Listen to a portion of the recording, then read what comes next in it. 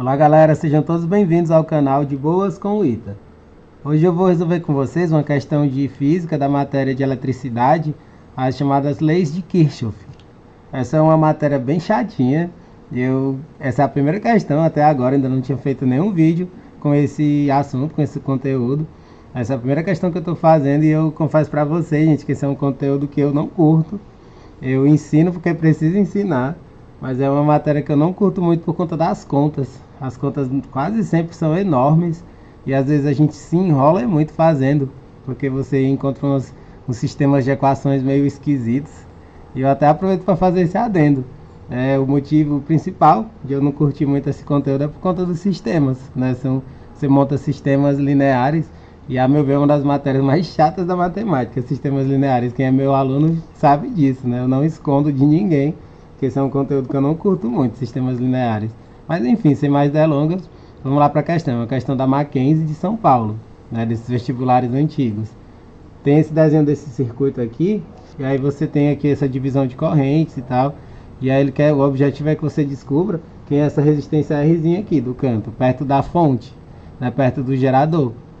E assim, antes de começar a resolver, gente, eu quero dar essa dica, né, para vocês. É importante tentar fazer, né? Se você que está vendo aqui esse circuito, ó, você tem resistores 4, 2, o gerador 60, o receptor 14, as correntes I, que é a corrente total, que ela se divide nas correntes I1 e 2 bem aqui nesse nó, e essa resistência R.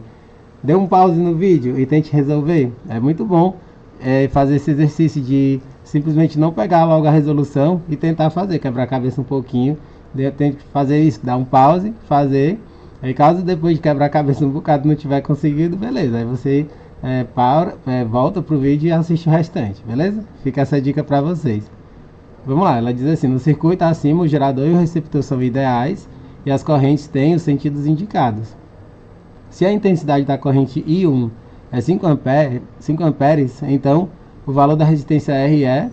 Aí vamos lá, gente, aqui ó, primeira coisa, a gente tem que se lembrar da parte da teoria, que quando você tem geradores e receptores no circuito, o gerador é toda a vida aquele que tem a DDP maior. Você vê que tem um de 60 aqui e o de 14, então o gerador é 60 e o receptor é 14.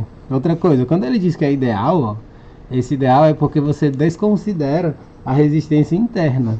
Ele tem uma resistência interna, mas é como se ela fosse zero. É como se você dissesse que ela vale zero. Porque a gente tem que lembrar disso, que todo gerador e todo receptor tem uma resistência interna. Se ele é ideal, você teoricamente diz que é zero. A gente sabe que não é, mas você faz essa manipulação, beleza? Passa dessa parte teórica, vamos lá para o mais importante, que são esses cálculos mesmo, e aí como que a gente desenrola isso pelas leis de Kirchhoff. Primeira coisa, a gente tem aqui essa DDP 60, e aqui é a corrente total I, né? Ela vai se dividir I1 para baixo e I2, e aqui você já sabe logo de cara que o I é o I1 mais I2. Toda a vida a gente começa por aí, gente. A primeira equação que a gente cria é sobre a lei dos nós, né? A lei dos nós divide as correntes, né? Então o I é igual a I1 mais I2. Só que a questão já falou quem é o I1, ó. Ela diz que o I1 vale 5, então você já tem uma equação. I é igual a 5 mais I2.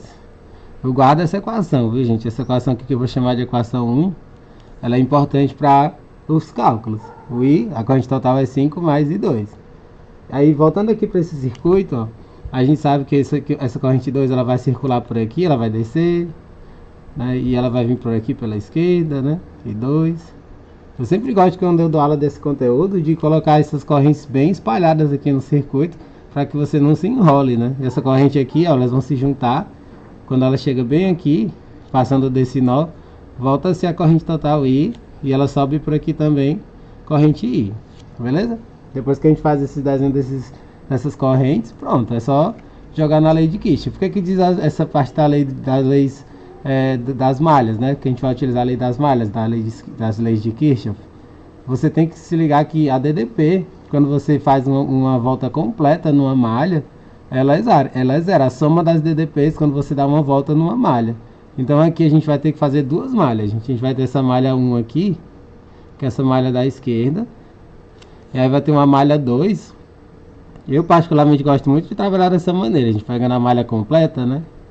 Dando uma volta no circuito completo, eu vou chamar de malha 2. Beleza? Vão acompanhando aí o raciocínio. A malha 1 essa daqui da esquerda, a malha 2 a malha completa.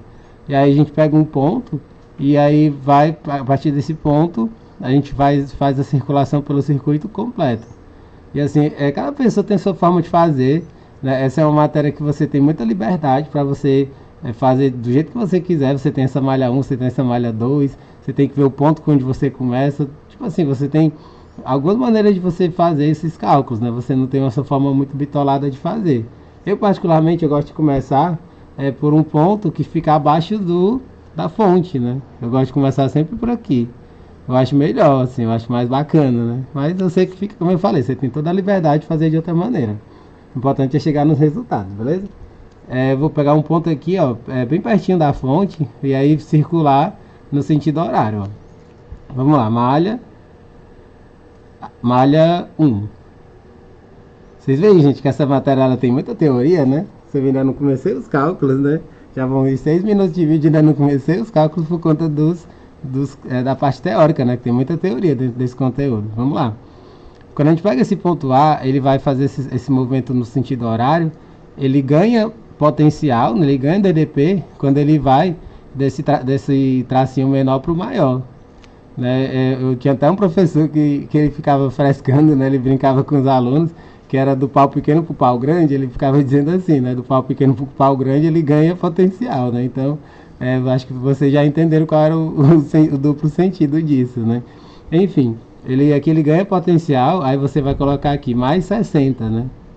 Mais 60, e aí ele vai passar por aqui, ó, ele vai vir aqui para baixo, ele vai passar por esse resistor de 4 ohms, com essa corrente I1. E aí lembrando da lei de Ohm, a gente tem que é o R vezes I, né? U igual a R vezes I, URI. Aqui você vai ter essa DDP como R vezes I. E aí você vai fazer 4 vezes I1. E aí ele perde potencial. Ele perde DDP. Toda vez que ele passa por resistências, essa resistência faz com que ele perda DDP. A resistência ela aquece, a gente sabe dessas coisas, né? Aí você faz menos 4 I1. E quando ele passa por essa resistência aqui, ele vai perder DDP, só que com a corrente I, ó. Beleza? Vocês estão acompanhando aqui, gente? Aqui ele tem corrente I1 e aqui ele tem corrente I. Então você vai fazer menos R vezes I, igual a 0. Ele vai voltar para o ponto A, ó. Ele passa pela fonte, por esse resistor e por esse resistor. O que a gente faz agora? A gente já pode substituir o I1, ó, por 5. Ele não diz que o I1 vale 5, então você faz 60 menos 4 vezes 5 menos R vezes I igual a 0. Aí continuando essa conta, ó, aqui embaixo, a gente vai fazer 60 menos 20 menos R vezes I igual a 0. Aí 60 menos 20 fica 40. Ó. 40 menos R vezes I igual a 0. Aí passando isso aqui para o lado direito, você vai ter R vezes I igual a 40. Ó. A gente chegou numa expressão bem enxuta, né? Uma expressãozinha bem enxuta. Eu vou chamar isso aqui de equação 2. Beleza, gente? Tudo isso a gente conseguiu a partir da malha 1. Ó. Você vê que a partir da malha 1 a gente já consegue muita coisa, né? Vamos para a malha 2 agora. Malha 2. Quem é a malha 2? A malha 2 é a malha completa. Ó. Voltando aqui para a figura, a malha 2 é quando você percorre o circuito completo aqui por fora. Ó. A gente volta para esse ponto A, esse ponto que eu peguei como ponto de partida. Ele vai ganhar potencial quando ele passa aqui, fazendo essa brincadeira que meu professor fazia, né? Do pau pequeno para o pau grande, ele ganha potência. Ele vai ganhar 60 volts. Você faz 60, e aí passando por aqui, ó, pro outro lado, ele tá aqui do pau grande pro pau pequeno. Meu professor brincava dessa maneira. Ele vai perder potência. Ele perde DDP. Aí você faz menos 14. Acho que com essa dica aqui, quem ainda tinha alguma dúvida com isso, nunca mais vai ter, né, gente? Eu acho muito massa. Era um professor bem didático, esse professor que dava aula desse conteúdo pra mim. Aí ele vai perder potencial quando ele passar por esse resistor de 2 ohms. E aí você vai ter aqui R vezes I. A resistência 2, ó. 2 vezes a corrente e 2. Então você faz aqui, ó. 60 menos 14 menos 2 e 2. Né? Vou ficar sempre fazendo isso, vindo e voltando aqui, gente. Você vai ser 60, né? Ele vai passar por aqui, ele ganha 60. Ele vai vir aqui ele vai passar aqui tracinho maior para o menor, ele vai perder 14. Aqui nesse resistor 2 vai ficar menos 2 e 2, que é a corrente dele. E aí ele vai passar agora por esse resistor bem aqui em cima, ó, o R com a corrente I. Então você vai fazer menos R vezes I. Tudo isso igual a 0. Beleza? Essa é a segunda equação. Aí a gente faz, ó, 60 menos 14 fica 46. 46 menos 2 e 2. 46 menos 2 e 2 menos R vezes I igual a 0. E olha que bacana, gente. Isso daqui foi feito de propósito nessa questão para que você, ao fazer a conta, você perceba isso. Ó. Eu não encontrei essa equação R vezes I igual a 40. Ó. Eu vou poder substituir bem aqui, ó. Parece mágica, né? A gente vai chegando nos resultados fazendo essas substituições. Esse R vezes I aqui eu vou substituir por 40. Aí a gente já vai conseguir encontrar I2, ó. 46 menos 2 e 2 menos 40 igual a 0. 46 menos 40, 6. 6 menos 2 e 2 igual a 0. Aí passando aqui para o outro lado, ó, fica 2 e 2 igual a 6. Passando aqui o 2 dividindo, vai ter 6 sobre 2, 3. E 2 igual a 3 amperes. A gente acabou de encontrar o I2. A gente já sabe quem é o I1. Aí lá no começo eu não coloquei, ó, que o I era 5 mais I2.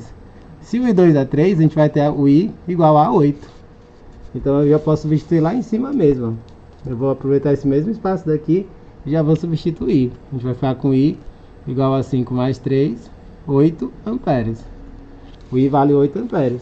Aí eu já vou aproveitar também a segunda equação e chegar na resposta da questão. Ó. R vezes I não é 40? Então você vai fazer R vezes I, que é 8, igual a 40. R igual a 40 dividido por 8. Aí 40 dividido por 8, 5 ohms. Esse é o resultado final. Esse resistorzinho aqui do canto, próximo ao gerador, ele vai ter 5 ohms. Esse é o valor que a questão estava pedindo. Beleza, gente? Essa é uma questão muito legal, muito boa. Essa ela não é das piores. Talvez até alguém ache isso irônico, né? Essa questão, por incrível que pareça, ela não é das piores. Tem questões absurdamente mais difíceis do que essa. Mas é uma questão que eu acho bacana para começar. Eu pretendo mais para frente, com certeza, trazer outras questões que envolvam esse conteúdo. Não deixem de dar um joinha no vídeo, compartilharem com os amigos de vocês, seguirem o canal e acompanhar os próximos vídeos que forem chegando. Valeu, galera!